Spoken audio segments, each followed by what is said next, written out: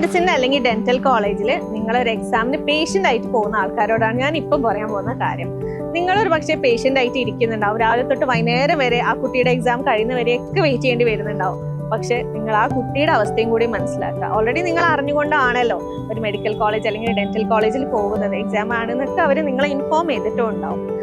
ഞാനിപ്പോൾ പറയുന്നത് വെച്ച് കഴിഞ്ഞാൽ എനിക്ക് actually conservative dentistry final year exam നടക്കുന്ന സമയത്ത് കിട്ടിയ കേസ് ഒരു ആൻറ്റീരിയർ കോമ്പോസിറ്റിൻ്റെ കേസായിരുന്നു. ഒരു ഹസ്ബൻഡും വൈഫും ആയിരുന്നു വന്നിട്ടുണ്ടായിരുന്നത്. അപ്പം വൈഫിനാണ് ആക്ച്വലി ട്രീറ്റ്മെൻറ്റ് ചെയ്യാനുണ്ടായിരുന്നത്. അപ്പം ട്രീറ്റ്മെൻറ്റിന് ഇരുത്തി ആദ്യം കേസ് വന്ന എക്സാമിനർ നോക്കി. ഞാൻ ജസ്റ്റ് സ്റ്റാർട്ട് ചെയ്തിട്ടേ ഉള്ളൂ. ആ സ്റ്റാർട്ട് ചെയ്ത് 10 മിനിറ്റ്സ് ആയപ്പോഴത്തേക്കും പേഷ്യൻറ്റിൻ്റെ ബൈസ്റ്റാൻഡർ, അതായത് അവരുടെ ഹസ്ബൻഡ് തുടങ്ങി കഴിഞ്ഞില്ലേ കഴിയാറായില്ലേ, എത്ര നേരം എടുക്കും എന്നൊക്കെ പറഞ്ഞിട്ട്. അപ്പം ഫൈനൽ ഇയർ യൂണിവേഴ്സിറ്റി എന്നൊക്കെ പറഞ്ഞാൽ നിങ്ങൾക്ക് അറിയാമല്ലോ, നമ്മൾ ഒരുപാട് 50 കുട്ടികൾ അല്ലെങ്കിൽ 100 കുട്ടികളൊക്കെ ആയിരിക്കും ഒരുമിച്ച് ഒരു എക്സാമിന് അപ്പിയർ ചെയ്യുന്നത്.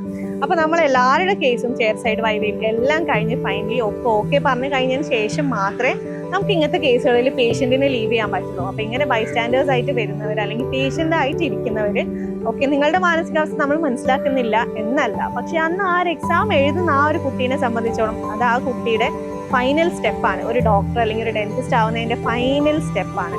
ഒരുപാട് ആകാംക്ഷ, ഒരുപാട് ടെൻഷൻ, ഒരുപാട് ആങ്സൈറ്റി ആയിട്ടായിരിക്കും ആ പേഷ്യൻറ്റിൻ്റെ അടുത്ത് ആ ഡോക്ടർ നിൽക്കുന്നത് തന്നെ.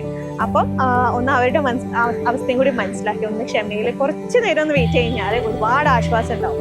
കാരണം ആ ചെയർ സൈഡ് വൈവിൽ ചോദിക്കുന്ന ക്വസ്റ്റ്യൻസ് ആൻസർ ചെയ്യാനും നിങ്ങളുടെ പ്രൊസീജിയർ ചെയ്യുന്നതിലും എല്ലാം ഒന്നും കൂടി കോൺഫിഡൻസ് ആ ഡോക്ടർക്ക് നിങ്ങൾക്ക് നൽകാൻ പറ്റും. ഇതേപോലെ തന്നെ ആക്ച്വലി MBBSൻ്റെ എക്സാംസിനായാലും പേഷ്യൻസ് ഒന്നും കൂടി ക്ഷമ കാണിക്കുക. കാരണം ഇത് അവരുടെ ലൈഫ് തീരുമാനിക്കുന്ന ആ ഒരു കേസിലായിരിക്കും നിങ്ങൾ അവർക്ക് വേണ്ടി എത്തിയിരിക്കുന്നത്.